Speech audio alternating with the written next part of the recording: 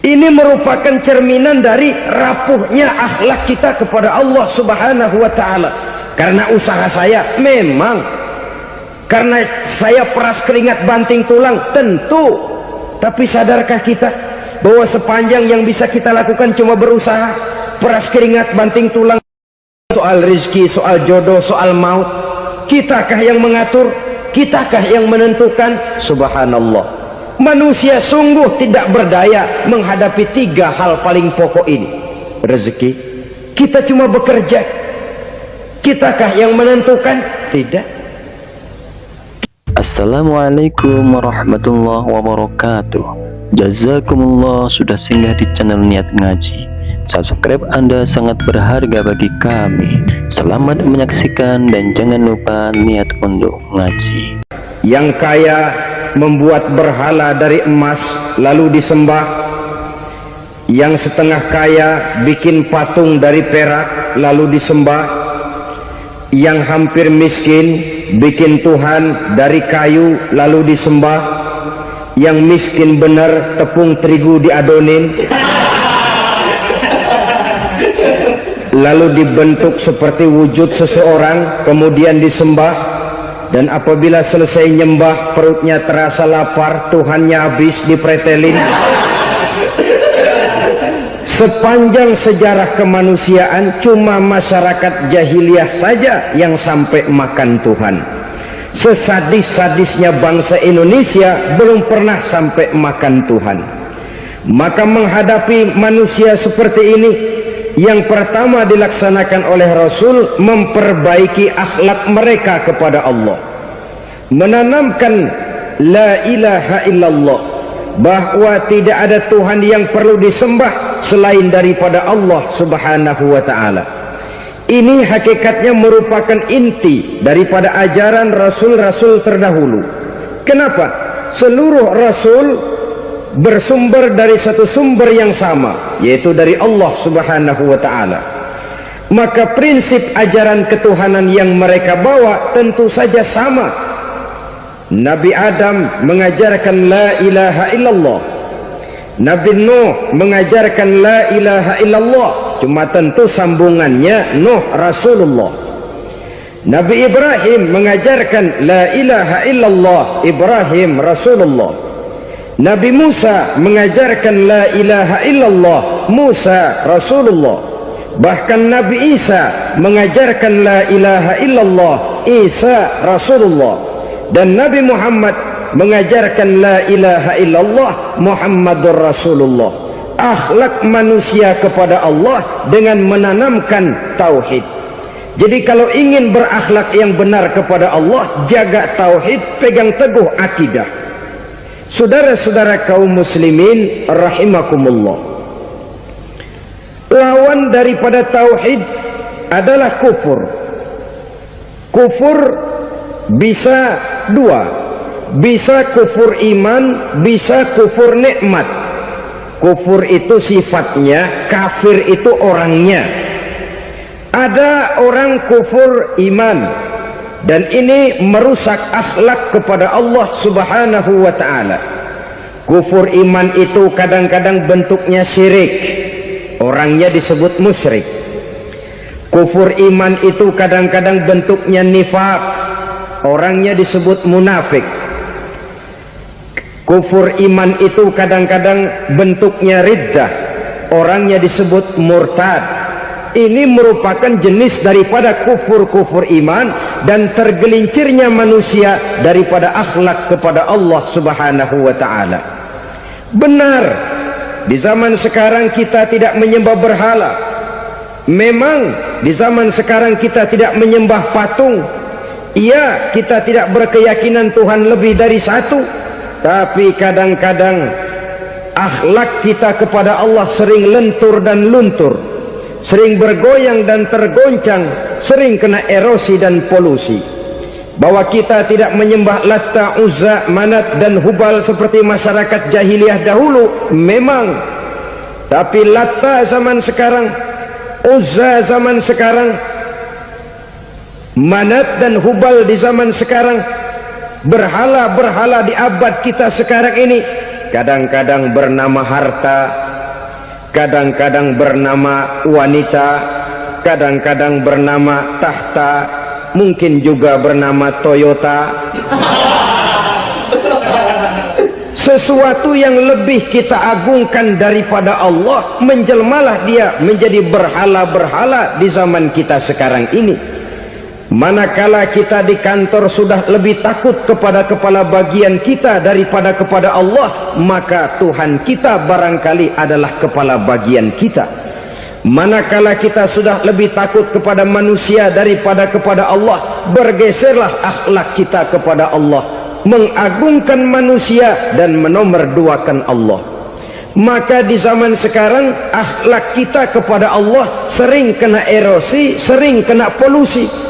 Mungkin karena sulitnya lapangan kerja, tingginya tensi ekonomi, persaingan hidup yang makin tajam, sulitnya mencari lapangan kerja, orang kadang-kadang nekat, sedikit pertimbangan, picik pandangan, mudah melakukan potong kompas, sehingga terjadilah perbuatan-perbuatan yang memelencengkan akhlak kita kepada Allah Subhanahu wa ta'ala. Kadang-kadang terjebak mempercayai selain daripada Allah, kadang-kadang terjebak di dalam mengagungkan yang selain daripada Allah lebih dari yang seharusnya. Terkenalah akhlak kita kepada Allah jaringan-jaringan erosi dan polusi. Kufur sebagai lawanan daripada tauhid merupakan sifat daripada orang yang tidak berakhlak kepada Allah. Bentuknya pertama bisa syirik. Syirik itu artinya meyakini ada Tuhan lain selain daripada Allah. Itu yang namanya syirik. Jadi percaya Tuhan ada, cuman Tuhannya kelebihan. Itu yang disebut syirik, dan itu merupakan cerminan dari akhlak yang rusak kepada Allah Subhanahu wa ta'ala. Berkeyakinan Tuhan lebih dari satu, berkeyakinan bahwa Tuhan itu beranak atau diperanakkan, atau mengagungkan sesuatu sama dengan Allah, atau menjadikan yang selain Allah sebagai tujuan akhir daripada perjalanan kehidupan ini, maka itu sudah terjebak kita dalam musyrik. Dan syirik satu dosa yang tidak berampun. Bahasa kasarnya, yang namanya syirik itu jenis bapak moyangnya dosa. Saudara-saudara, sebab itu saya pesan, kalau memang terpaksa, biasanya yang tinggal di kota-kota besar itu kalau tidak kepengen dosa kan susah. Kalau terpaksa harus bikin dosa, cari yang kecil-kecil saja, yang kira-kira taubatnya gampang. Umpamanya pulang sholat Jumat nukar sendal, umpama yaitu jelas dosa, tapi dosa yang taubatnya agak mudah. Jangan sampai terjebak ke dalam syirik, menyekutukan Allah. Kalau sudah menyekutukan Allah, Allah dimadu, murka benar Allah kepada kita. Innallaha la yaghfiru ayyushraka bih wa yaghfiru ma duna dzalika liman yasha. Allah tidak akan memberi ampun kepada orang yang menyekutukannya dengan sesuatu, tapi Allah mau mengampunkan dosa yang selain itu bagi orang yang dikehendakinya.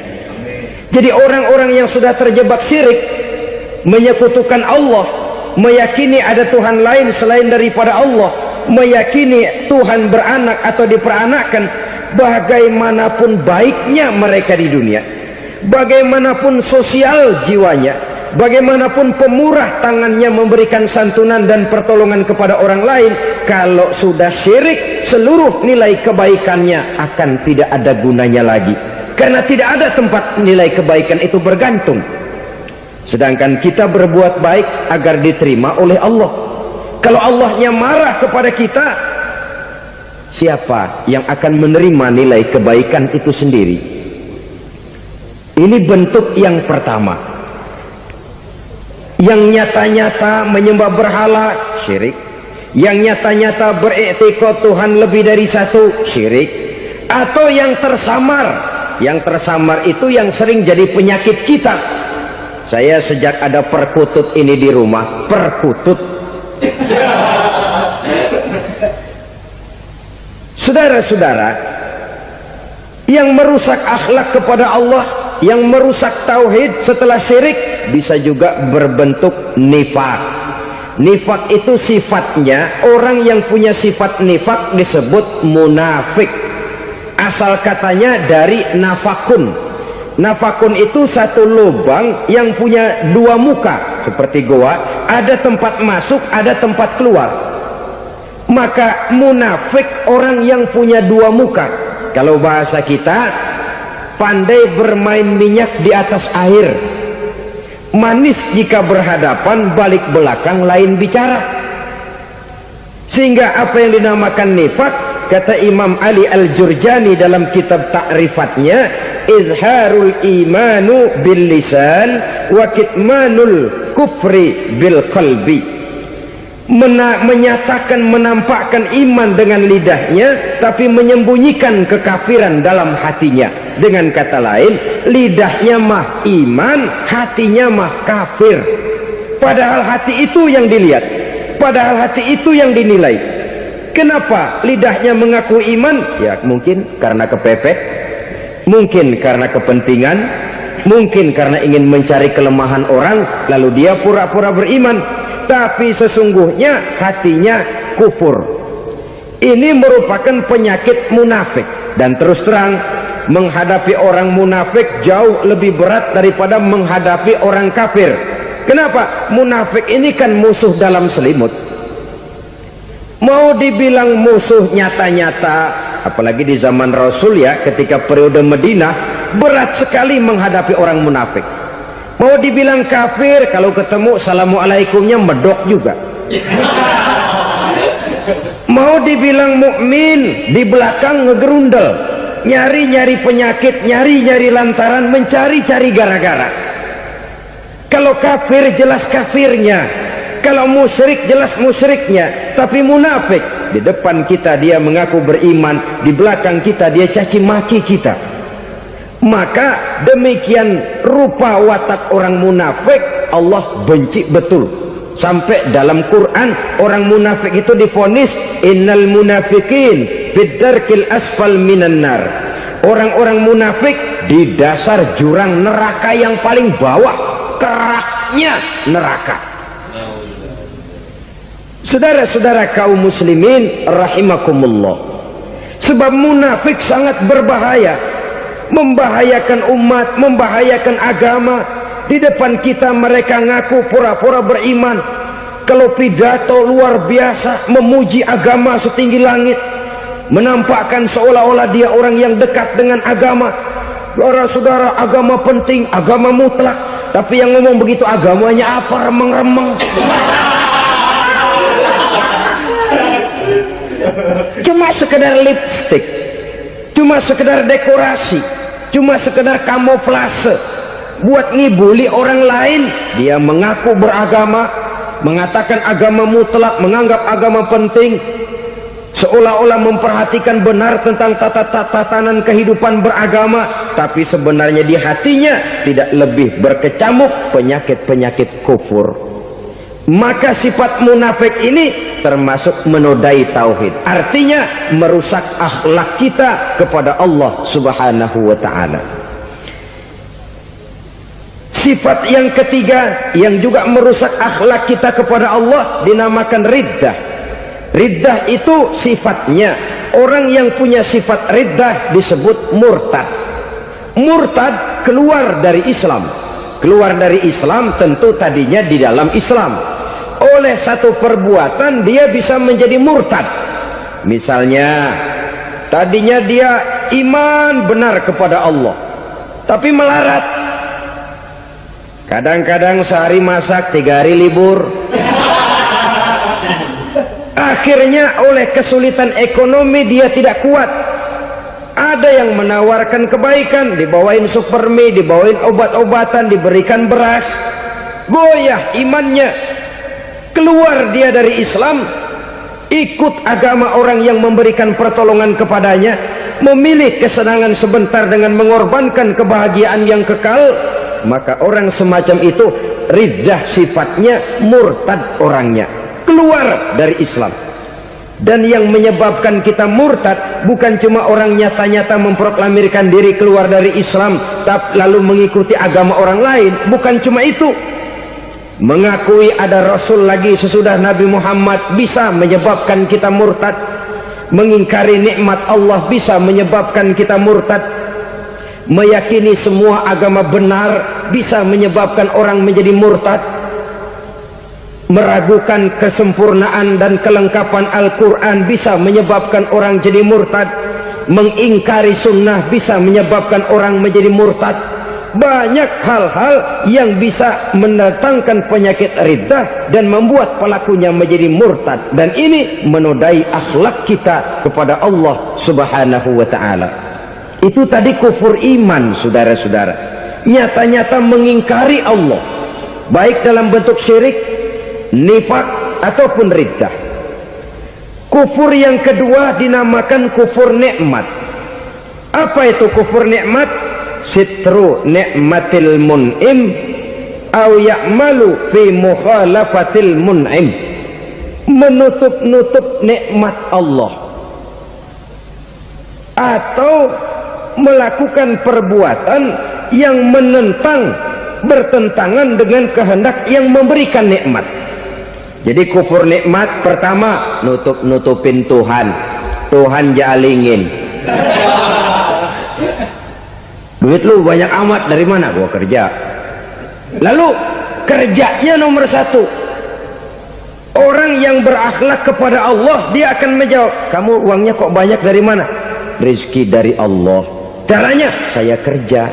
Kerja itu cara, rizki itu dari Allah datangnya. Bukankah di zaman sekarang kita sering terpleset? Ini merupakan cerminan dari rapuhnya akhlak kita kepada Allah Subhanahu wa ta'ala. Karena usaha saya memang, karena saya peras keringat banting tulang, tentu. Tapi sadarkah kita bahwa sepanjang yang bisa kita lakukan cuma berusaha, peras keringat banting tulang? Soal rizki, soal jodoh, soal maut, kitakah yang mengatur? Kitakah yang menentukan? Subhanallah. Manusia sungguh tidak berdaya menghadapi tiga hal paling pokok ini. Rezeki, kita cuma bekerja. Kitakah yang menentukan? Tidak. Kita berusaha saja, rezeki belum pasti dapat. Apalagi kalau kita tidak berusaha. Jangan terjebak dalam fatalisme. Belum perang udah nyerah. Emang dasar rezeki datangnya dari Tuhan, gak usah kerja, dan ntar juga kalau dia datang. Dari mana datangnya? Kerja saja belum tentu dapat rezeki, apalagi kalau tidak kerja. Yang jelas usaha perlu kepastian, itu urusan Allah. Ini akhlak kepada Allah Subhanahu wa ta'ala. Jodoh juga begitu. Kita berusaha, kita berupaya, Allah menghendaki lain jadinya. Maut juga begitu. Siapa sih yang pengen ngadepi maut? Siapa sih yang pengen mati? Siapa sih yang pengen ketemu malaikat Israel? Tidak seorang pun kalau ditanya, kecuali mereka yang putus asa ya. Kalau otaknya masih normal, mau mati mesti belakangan dulu udah dikit.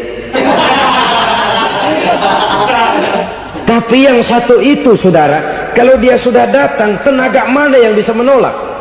Kalau dia sudah berkunjung, kekuatan mana yang bisa menghindar? Kalau dia sudah ingin bertemu, kemana kita bisa melarikan diri? Manusia sepanjang yang dia lakukan hanya berusaha, tapi kepastian, ketentuan dari Allah Subhanahu wa ta'ala. Orang yang kufur nikmat, nutupin Allah.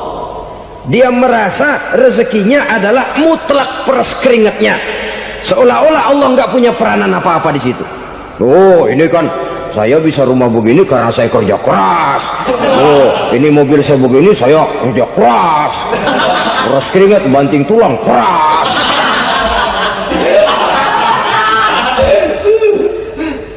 Saudara-saudara kaum muslimin rahimahkumullah, Jadi menutup-nutupi Allah.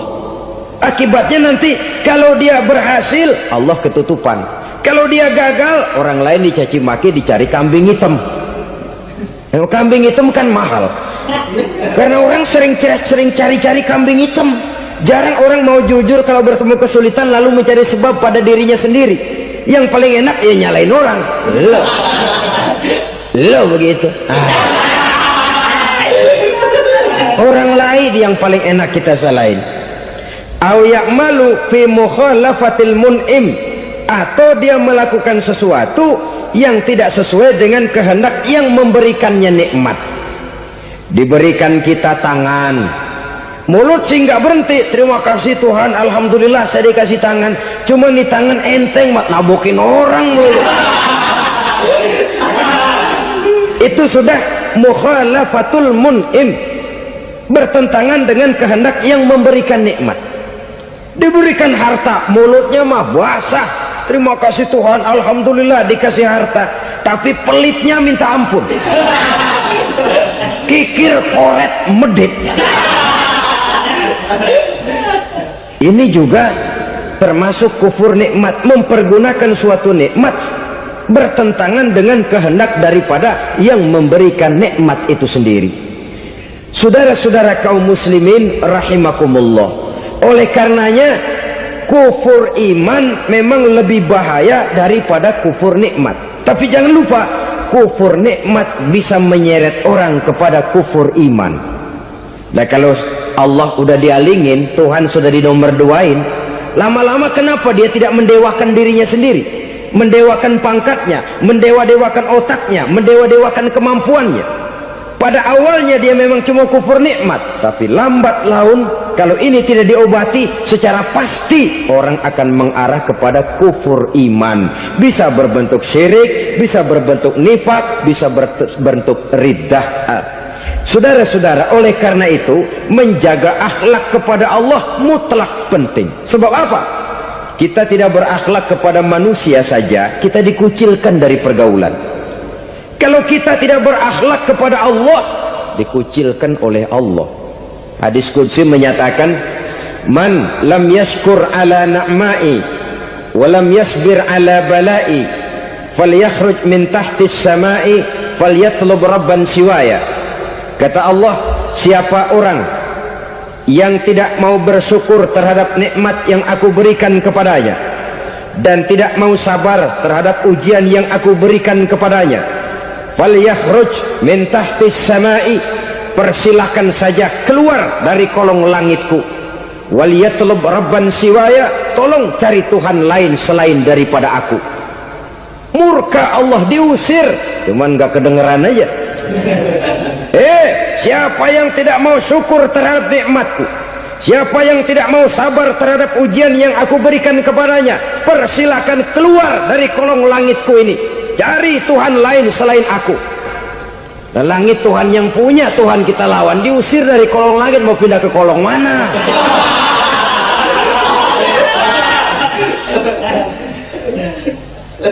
Jadi jangan merasa kufur nikmat kan enteng. Iya, kelihatannya begitu, tidak sebahaya kufur iman. Tapi kufur nikmat ini merupakan anak tangga yang kalau kita sudah mulai naik, kita akan naik terus sampai kepada tingkat di mana kita mengalami kufur iman. Kalau sudah ke sana, maka akhlak kita kepada Allah terkenalah erosi, terkena polusi, hancur akhlak kepada Allah, dan itulah sumber kesengsaraan abadi. Kalau cuma kita tidak berakhlak kepada manusia, barangkali resikonya cuma kehidupan di dunia ini. Mungkin juga ada kehidupan akhirat. Tapi kalau sudah tidak berakhlak kepada Allah, dunia akhirat kita rugi dan celaka. Maka pada kesempatan ini saya mengajak, marilah jaga baik-baik akhlak kita kepada Allah. Satu kali kita bertauhid, sampai mati kita bertauhid. Satu kali la ilaha illallah, jangan tergelincir lagi kita keluar daripada kalimat itu. Satu kali kita bertuhankan Allah, jangan bertuhan yang lain selain daripada Allah. Jangan sekutukan Allah, jangan samakan Allah dengan sesuatu, jangan mengangkat yang lain sama agungnya dengan Allah. Sebab dengan demikian kita seolah-olah sudah mengotori akhlak kita kepada Allah Subhanahu wa taala. Saudara hadirin yang saya hormati, jadi oleh karenanya akhlak kita kepada Allah merupakan basis daripada kehidupan beragama. Kalau itu sudah mulai rapuh, mulai terkena erosi dan polusi, mulai rusak, dikhawatirkan nanti nilai ibadah kita kepada Allah juga akan turut ambruk karenanya. Saudara-saudara kaum muslimin rahimakumullah, tugas yang kedua memperbaiki akhlak manusia kepada sesama manusia. Kita tahu Islam sesuai dengan namanya adalah agama damai. Maka akhlak manusia kepada sesama manusia menempati porsi yang penting dalam kehidupan beragama. Bagaimana seorang muslim bergaul, bertata krama terhadap sesama manusia. Mari kita lihat lebih jauh persoalannya. Untuk memudahkan pembicaraan dari kacamata agama, kita kelompokkan saja manusia itu dalam dua. Pertama yang seiman, dan yang kedua yang tidak seiman. Yang tidak seiman itu kita sebut saja kufur atau kafir.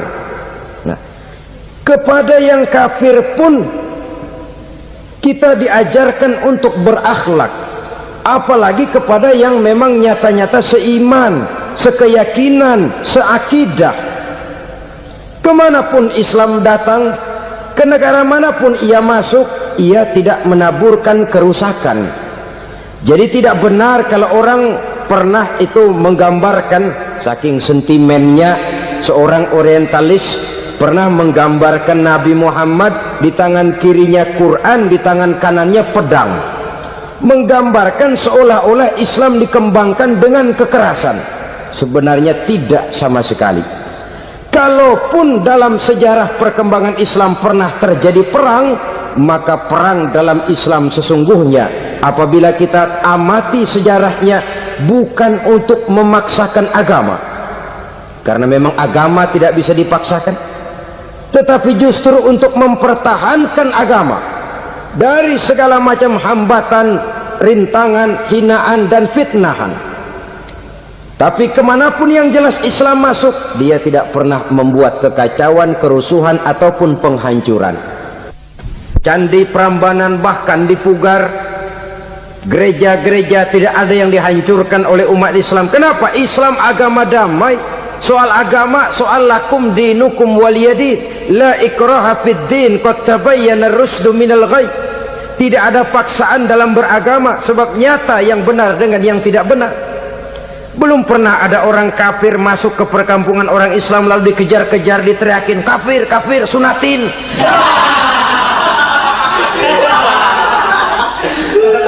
Belum pernah. Kenapa? Islam menghormati orang lain agama. Nah, yang kafir ini macam-macam, saudara. Ada kafir harbi. Nah, ini kafir kerok. Ini kafir yang nyata-nyata memproklamirkan permusuhan kepada umat Islam, nyata-nyata mengganggu ketenangan umat Islam. Kafir yang seperti ini yang boleh diperangi. Misalnya kita mau sembahyang Jumat dijagain, nggak boleh sembahyang Jumat, getok palanya. Kafir harbi artinya tantangan perang datang dari mereka, bukan kita yang mulai, mereka yang buka front. Prinsipnya umat Islam tidak boleh mencari-cari musuh, tapi pun tidak boleh lari kalau ketemu musuh. Musuh jangan dicari, ketemu jangan lari. Karena itu kesan seolah-olah umat Islam ini teroris, umat Islam ini destroyer, umat Islam ini sering menimbulkan keonaran, kerusakan. Sungguh satu fitnahan yang sangat keji. Umat Islam adalah umat yang cinta damai. Islam di masa perkembangannya masuki Eropa melalui Selat Gibraltar, Jabal Tariq, memasuki Spanyol. Islam tidak pernah meruntuhkan gereja, Islam tidak pernah membunuh orang-orang Nasrani. Bahkan Islam mewariskan peradaban dan kebudayaan yang begitu tinggi nilainya di bidang ilmu pengetahuan, sampai ketika itu Barat banyak mengkaji ilmu pengetahuan dari dunia Islam. Buku-buku berbahasa Arab diterjemahkan ke bahasa Yunani, dipelajari oleh para cendekiawan di negeri barat sana. Mereka mengambil manfaat yang banyak dari masuknya Islam ke Eropa. Sementara gereja tetap berdiri dengan megahnya. Kuil-kuil tempat peribadatan tidak satupun yang diusik-usik. Kenapa? Islam agama yang cinta damai. Asal dia tidak diganggu, asal kehormatannya tidak dihinakan. Jadi kafir harbi, kafir yang nyata-nyata nantang perang, ngajak berkelahi, itu kafir yang nyari penyakit. Kafir harbi ini boleh diperangi dengan catatan mereka yang memang mulai. Yang kedua, kafir zimmi. Kafir zimmi, kafir yang hidup di tengah mayoritas muslim, tapi mereka mau hidup dengan aman, damai, tenang. Mereka wajib dilindungi. Bahkan Nabi pernah memberikan satu jaminan, man azazimmiyan faqad azani. Siapa yang mengganggu orang kafir zimmi sama saja dengan mengganggu saya. Kehormatannya dijaga, harta bendanya dilindungi, anak istrinya pun dilindungi. Dan ini jadi kenyataan. Saudara bisa lihat di negara-negara yang mayoritas penduduknya beragama Islam, orang-orang kafir di luar Islam hidup dengan tenang, aman, damai. Di Saudi Arabia, di luar tanah haram, di luar Mekah dan Madinah, banyak orang-orang kafir mencari nafkah. Mereka tenang, aman, dilindungi undang-undang. Begitu di Mesir, begitu di negara Indonesia yang berdasarkan Pancasila ini. Kehidupan beragama menimbulkan gairah, rukun, tenang, aman, damai, sepanjang tidak saling ganggu, tidak saling usik, menghargai orang yang sudah beragama, tidak menjadikan penganut suatu agama sebagai sasaran dari dakwah agama lainnya. Saudara-saudara kaum muslimin rahimakumullah, jadi memang oleh Al-Quran kita dianjurkan asidda alal kuffar ruhama bainahum, tegas kepada orang kafir, kasih sayang kepada sesama muslim.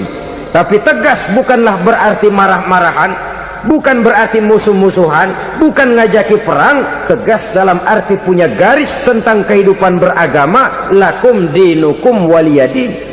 Soal kehidupan sosial, mari kerjasama. Bangun jalan, ayo rame-rame. Siskamling, mari bebarengan. Bikin puskesmas, mari sama-sama. Tapi kalau sudah soal agama, itu tidak perlu ada toleransi agama. Yang perlu toleransi antar umat beragama. Kalau umatnya mau kerjasama silahkan, tapi tidak menyangkut soal ibadah. Jangan kerjasama di bidang ibadah. Itu kerjasama yang salah pasang, saudara-saudara. Sehingga dengan demikian toleransi adalah menyangkut kehidupan antar umat beragama.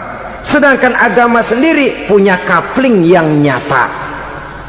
Sehingga dengan demikian tegas kepada orang kafir dalam arti kita punya satu kepribadian, tidak ngambang. Enggak, lalu kalau ditanya orang, sebenarnya agama lu apa sih? Gua mah gimana musimnya aja.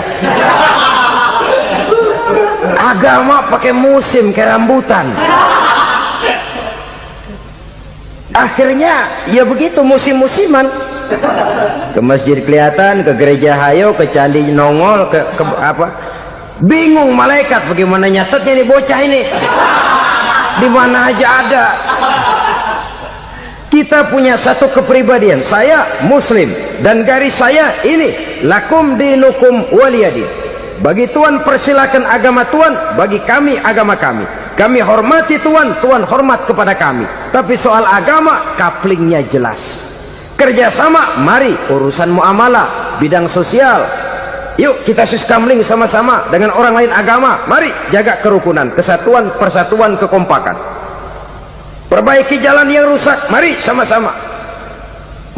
Mendandani jembatan yang runtuh, mari sama-sama. Tapi sembahyang, couplingnya lain-lain. Sebab Nabi juga dulu pernah ditawarkan begitu loh sama kafir jahiliyah dulu, Quraisy itu. Sudah Muhammad, sekarang begini saja, kita join aja daripada marah-marahan. Hari ini saya menyembah Tuhanmu Allah, besok gantian kamu menyembah Tuhan kita Latta, Uzza, Manat dan Hubal. Turun, qul ya ayyuhal kafirun la a'budu ma ta'budun. Soal ibadah kaplingnya jelas, tidak boleh dicampur adukkan.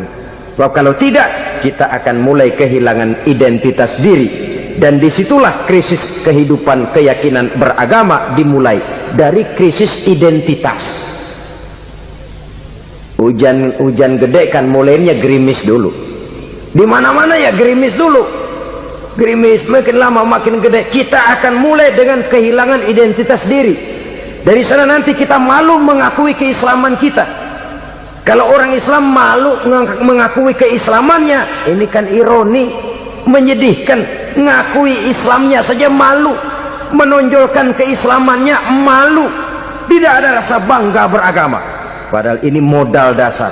Hanyalah dengan rasa bangga beragama kita lalu konsekuen. Bangga yang tidak konsekuen, wah pokoknya kan gua kan Islam, agama yang paling benar. Tapi hidupnya sendiri jauh dari tuntunan Islam. Itu bangga yang tidak beralasan, bangga yang tidak perlu dibanggakan sebenarnya. Kebanggaan yang membuat kita konsekuen dan dekat dengan kehidupan beragama. Jadi dengan demikian saudara-saudara, kepada non-muslim kita juga harus berakhlak. Bukankah ini sudah dicontohkan oleh Rasul? Bagaimana beliau disambiti orang di Taif, yang menyambiti malah didoakan. Bagaimana Suraqah mau membunuh beliau, malah Suraqah didoakan. Bagaimana Abu Jahal dan Abu Lahab saking mangkalnya. Ini Abu Jahal pernah gali lubang di kamarnya sendiri, di depan tempat tidurnya. Setelah dia gali lubang, ditutupin pakai keraras korma. Lalu dia tarik selimut, belagak meriang. Dia pesan pesuruhnya, bilangin Muhammad encangnya meriang. Pamannya sakit, minta ditengokin. Nabi dengan segala husnuzonnya berangkat nengokin. Abu Jahal dari balik selimut ngintip. Itu dia Muhammad, itu dia tuh. Dia tuh masuk Dani, masuk. Mulai dia jalan, senang Abu Jahal. Terus begitu ke pelosok, masuk ke lubang, gue pendem terus lalu. Emang niatnya mau mencelakakan Nabi.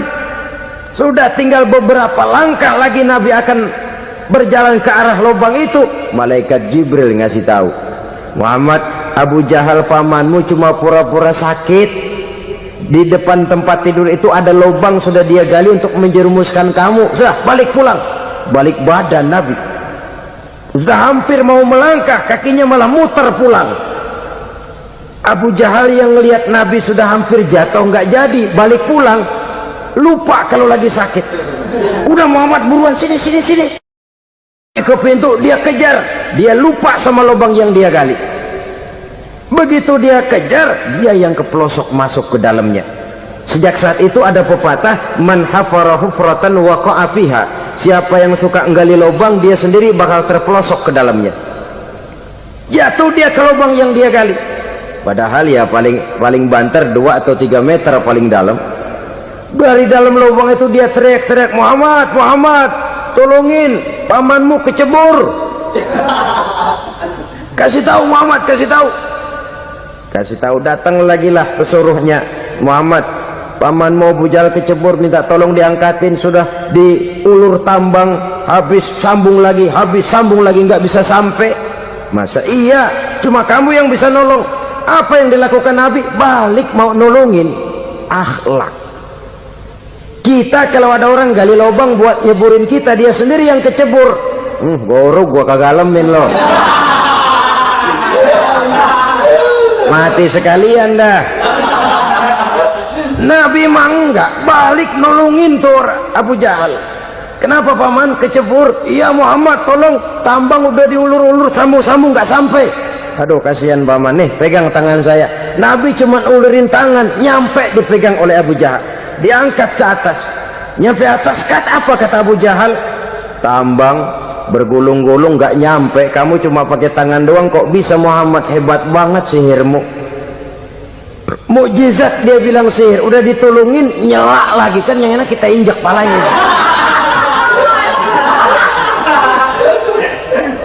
Orang dulu bilang wah katanya nolongin anjing kejepit. Udah selesai ditolongin malah yang nolong digigit. Saudara hadirin yang saya hormati, kepada orang-orang kafir kita harus berakhlak, menghormati mereka, tidak memaksakan satu keyakinan dalam batas-batas yang ditolerir oleh agama, yaitu pada masalah-masalah sosial dan muamalah. Itu kepada non-muslim, apalagi kepada sesama muslim. Baik akhlak kepada orang tua, akhlak kepada guru, akhlak kepada jiran atau tetangga, itu semua termasuk dalam akhlak kepada sesama manusia. Akhlak kita kepada orang tua, kadang-kadang kita orang timur ini ketularan orang barat. Engkongnya dianggap CS, salaman main kedet aja halokong, engkongnya bahalo dibengong. Saudara-saudara kaum muslimin rahimakumullah, akhlak yang tua kepada yang muda, akhlak yang muda kepada yang tua, kepada jiran dan tetangga, kepada sanak famili dan handai tolan, pendeknya kepada sesama muslim. Tetangga ada haknya, ada hak tetangga yang kalau kita berakhlak itu harus dipenuhi. Contoh kecil, kalau saya beli radio, itu saya dong boleh berpikir, ini radio saya beli pakai uang saya setel di rumah saya, sekeras-kerasnya ada apa sama orang lain?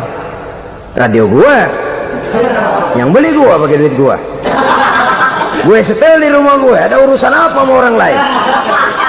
Itu kalau menurut saya. Tapi tetangga sebelah saya kan bisa juga ngomong begitu. Mata gue yang ngantuk, gue tidur di rumah gue, kenapa suara radio lu masuk kemari? Ketika itulah lalu kebebasan saya nyetel radio dibatasi oleh kebebasan tetangga saya yang mau tidur. Ini sudah akhlak namanya. Saya cinta kepada orang-orang solih dan saya bukan golongan darinya. Semoga saya bisa mendapatkan syafaat dari orang-orang yang solih. Amin. Terima kasih, sampai jumpa kembali di video berikutnya. Kami tunggu ya. Wassalamualaikum warahmatullahi wabarakatuh.